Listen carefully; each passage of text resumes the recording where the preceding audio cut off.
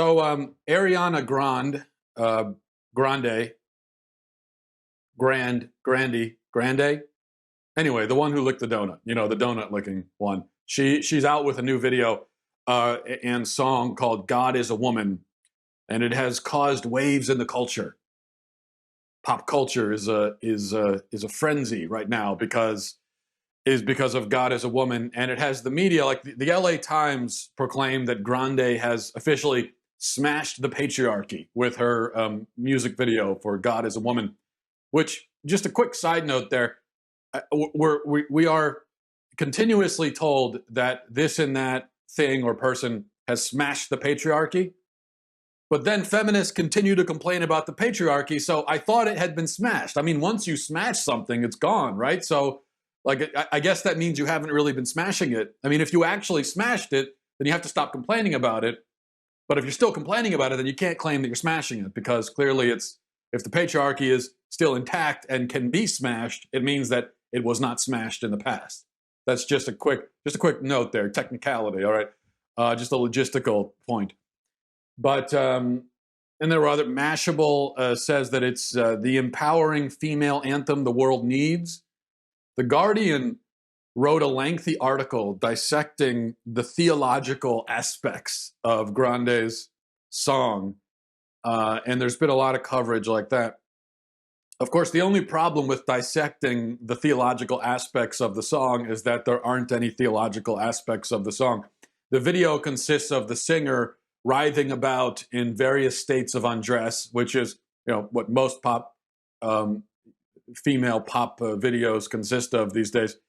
And, she's gyrating on various different objects, including on the globe itself at one point.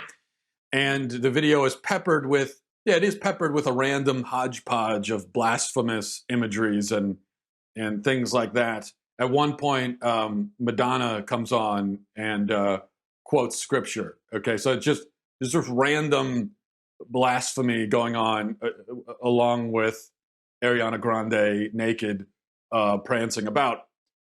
So the song itself, like 98.7% of all pop music, is just nonsensical garbage, and it makes you manifestly stupider just by encountering it. Like, I will, just so we're on the same page, okay? And kind of as a science experiment, I will read some of the lyrics to you. And I want you to now pay attention as I read this, because you're going to feel your own IQ plummeting to the earth. Your IQ will lower by 13 to 15 points just when I read a couple of lyrics from this song. You're going to feel it. You're going to feel yourself. You're going to say to yourself, wow, I'm getting dumber right now. I am more, and by the end of it, you will be dumber than you were heading into it. So, and this is just, as I said, just a science experiment. So the lyrics of the song, and maybe I'm wrong. Maybe there is some deep theological significance here. Maybe she's making some argument for the womanhood of God that I just am too stupid myself to pick up on. But here's what the lyrics say. You love it how I move you. You love it how I touch you. My one, when all is said and done, you'll believe God is a woman. And I feel it after midnight, a feeling that you can't fight. My one, it lingers when we're done. You'll believe God is a woman. I don't want to waste no time, yeah. You ain't got a one-track mind, yeah. Have it any way you like, yeah. And I can tell that I know how I want it. Ain't nobody else can relate. Boy, I like that you ain't afraid. Baby, lay me down and let's pray. I'm telling you the way I like it, how I want it. But why does she? I thought earlier she said that he knows how she wants it, and then now she's saying that she's going to tell him how she wants it. So I'm trying to understand that. So it seems a little bit redundant. But anyway, I could continue, but your brain would actually liquefy and leak out of your nose if I did. So I won't do that. And this is why there are several people emailed me and they said they asked me, it's like, Matt, can you do a podcast talking about why God isn't a woman? Can we talk? Can you engage with the point that Ariana Grande is making and get into a theological debate with her pop song. And I'm not going to do that because, as you could tell from she's not. It's just nonsensical. She's not even really saying that God is a woman. She's saying that God is a woman because she is God. And the reason why she is God is that she can sexually satisfy her partner. She can sexually satisfy a man in bed. So that means that she is God. That's what she's saying. That's the theological argument that she's making. And I mean, I do disagree with it. I don't think the ability to sexually satisfy someone makes you a God. Personally, that's just my own reading of Scripture, is that that's not accurate. As far now, if I were to actually engage this idea of, is God a woman? It's God is not a woman, neither is God a man. God is not a male or female. God is not a created being.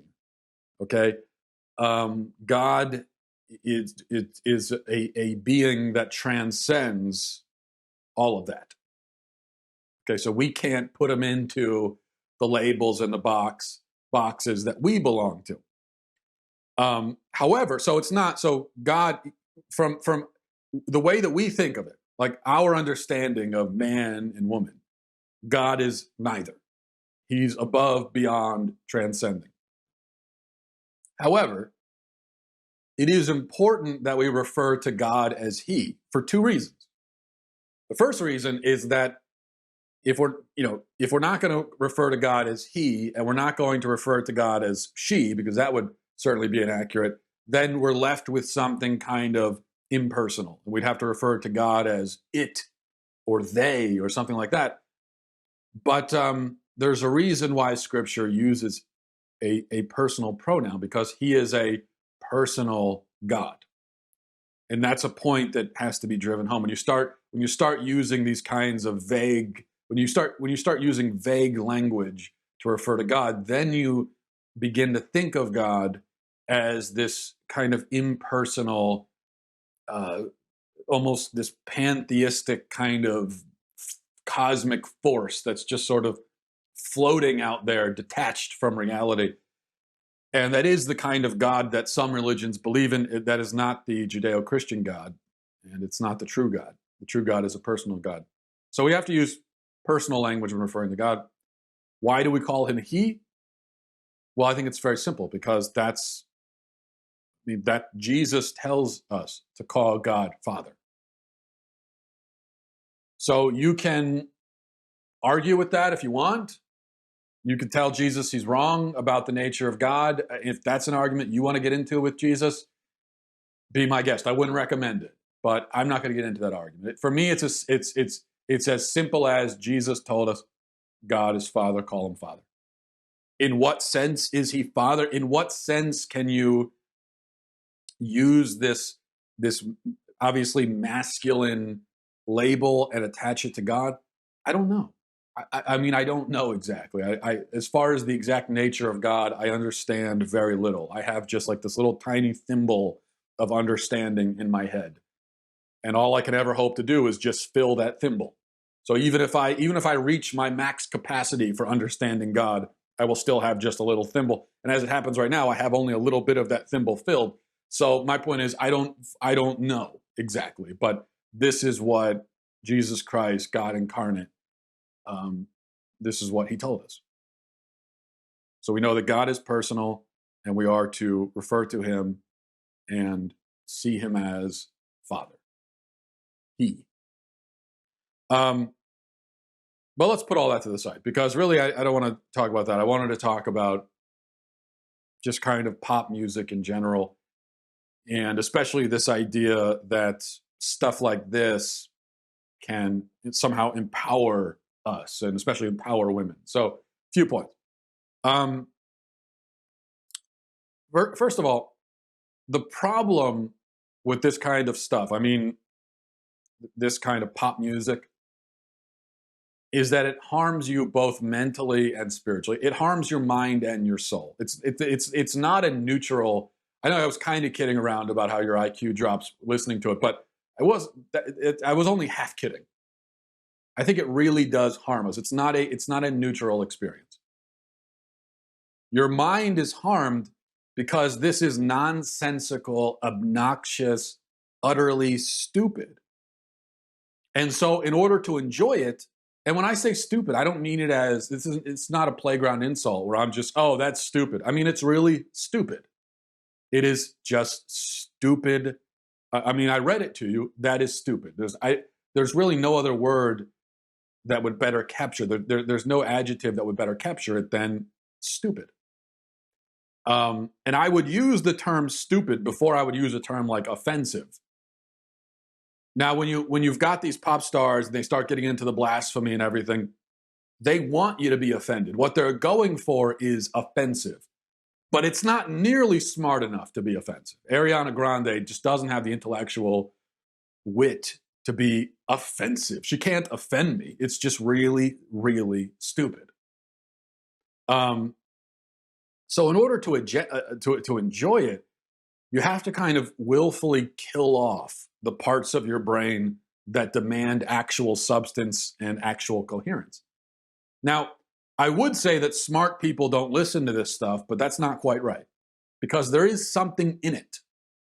And I don't mean just this song in particular. I mean, there's something in pop music in general. There's something in it that plays to the lowest common denominator in all of us.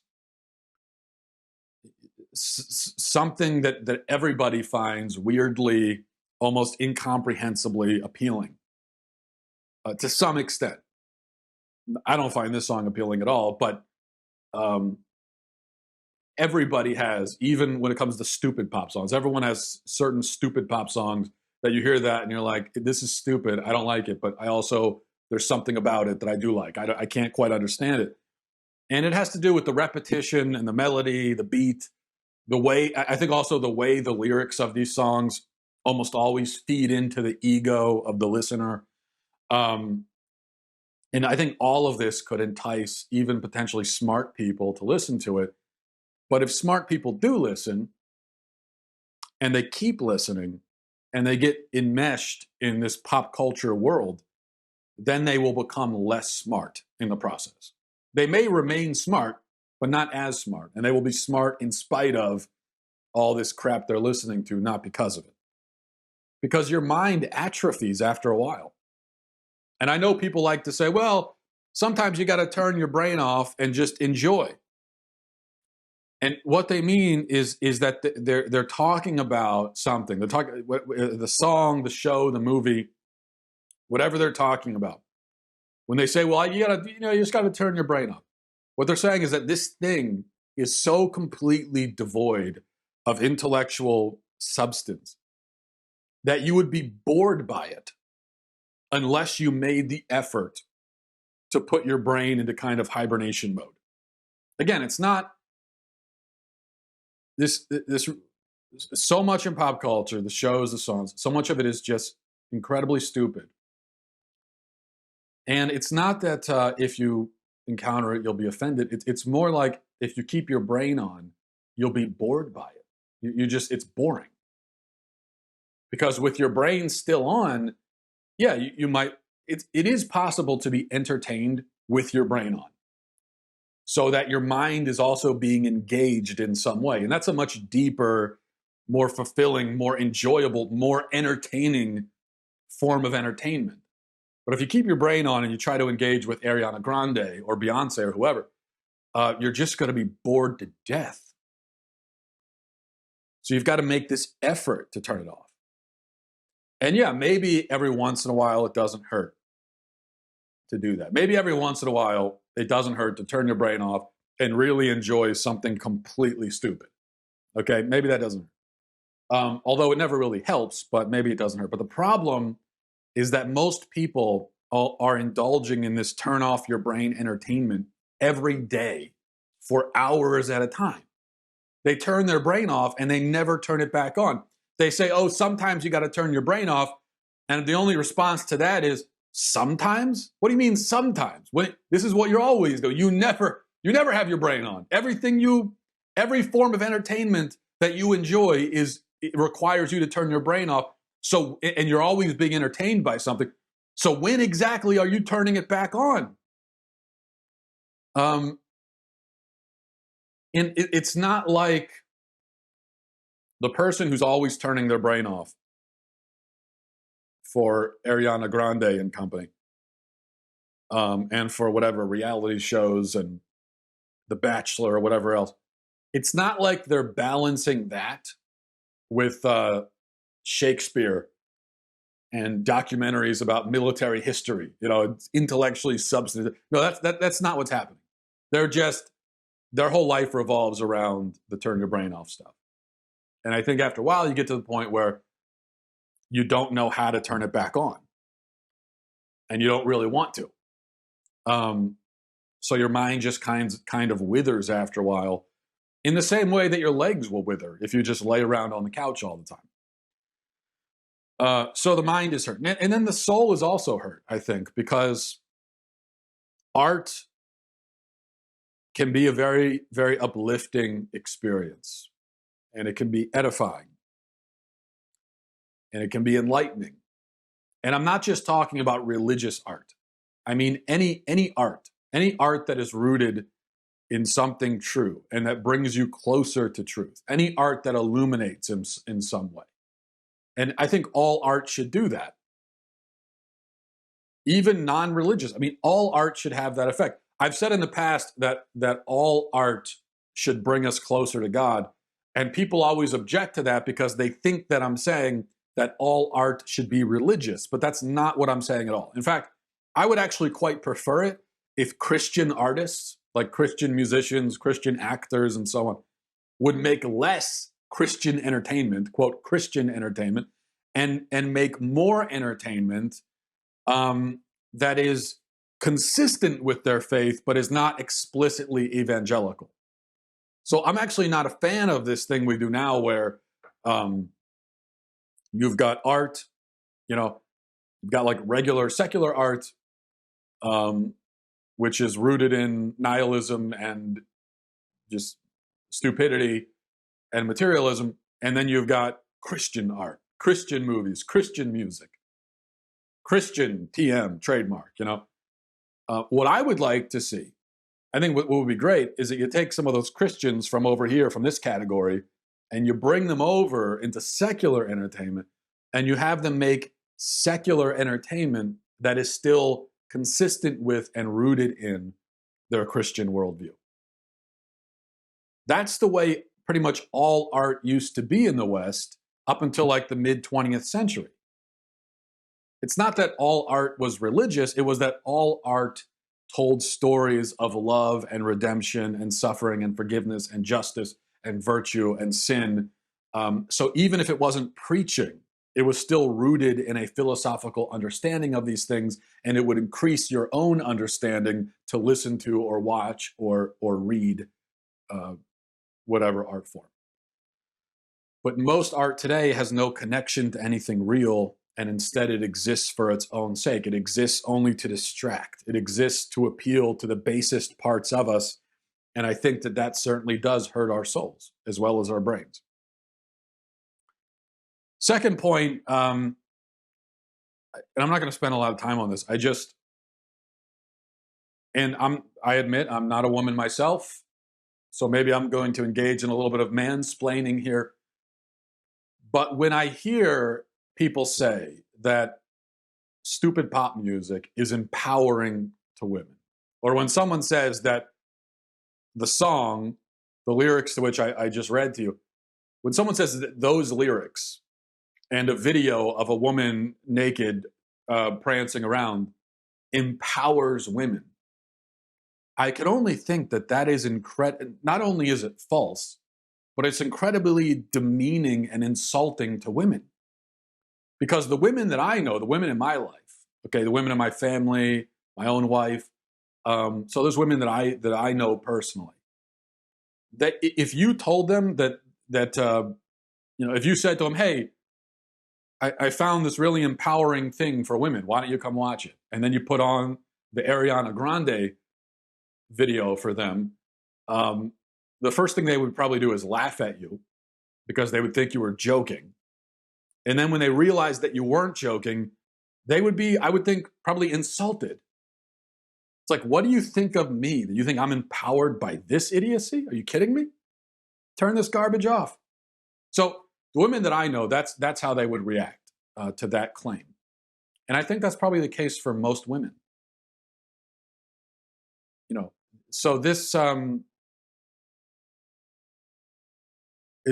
is always the case with modern feminism, that while it claims to be defending women and representing women, all it does is demean them and bring them down to this level where most women have no interest in being.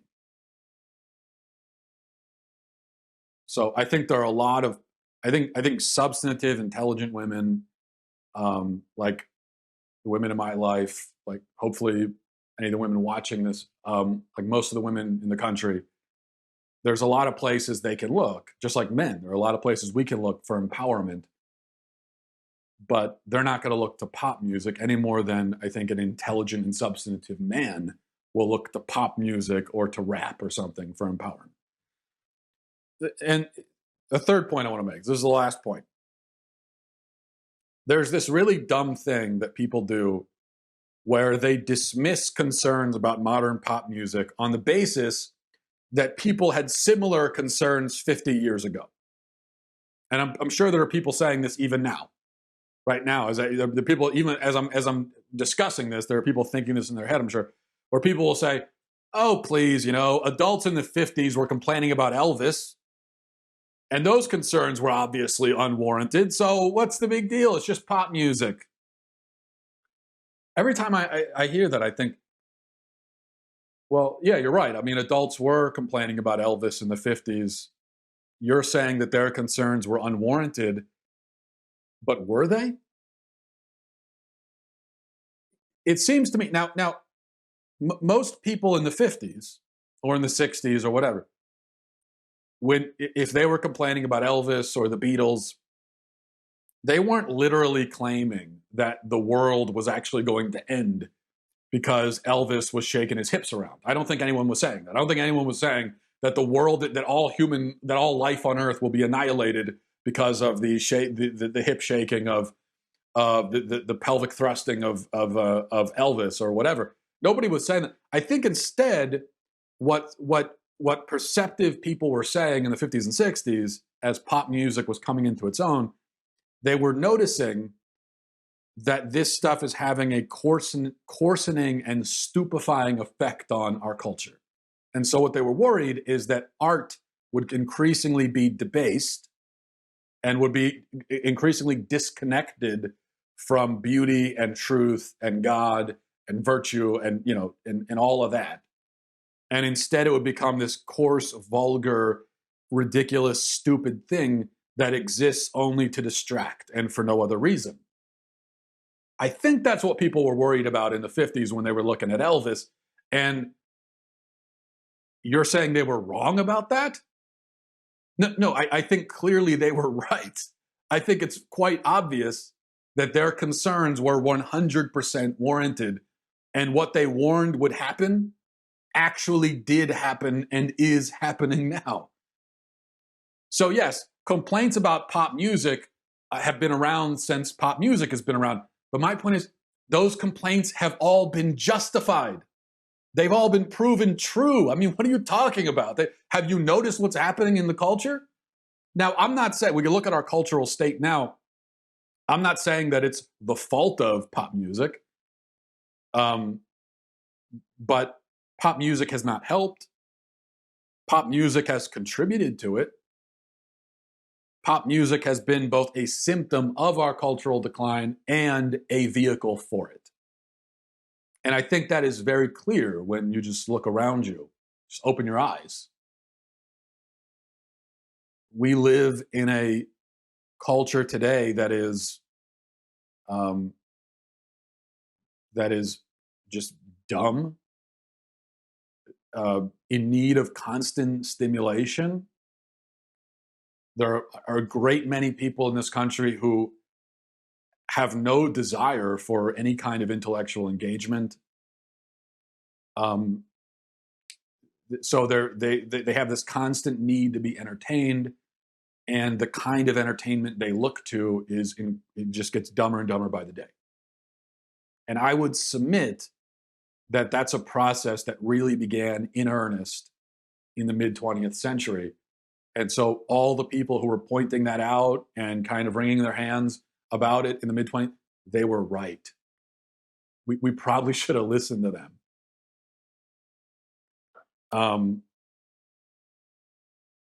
All this so-called classic pop music of the Beatles and Elvis, I mean, all that stuff is just garbage. I mean, it's done nothing good for society whatsoever. Society would have been better off if none of that ever existed. And I know that's supposed to be some kind of like heresy now. To say, oh, what do you mean Elvis? Well, Elvis is a classic because he was. I mean, how could you say no? I mean, the music is just kind of garbage. It's like what's it trying to say? What's it doing? What's the point of it? What was the point of most of what the Beatles were churning out? I mean, it's just. I submit that if we could turn back the clock to the 40s and 50s and just go off on a completely different path, and all the pop music, it never came about, I think we'd be in a better spot today. I'm not saying that we'd be in a utopian spot. I don't even know how. I don't know to what degree we'd be in a better spot because there are so many other problems as well. But I think we'd be in a better spot. I don't think the world was made better by any of this stuff, personally.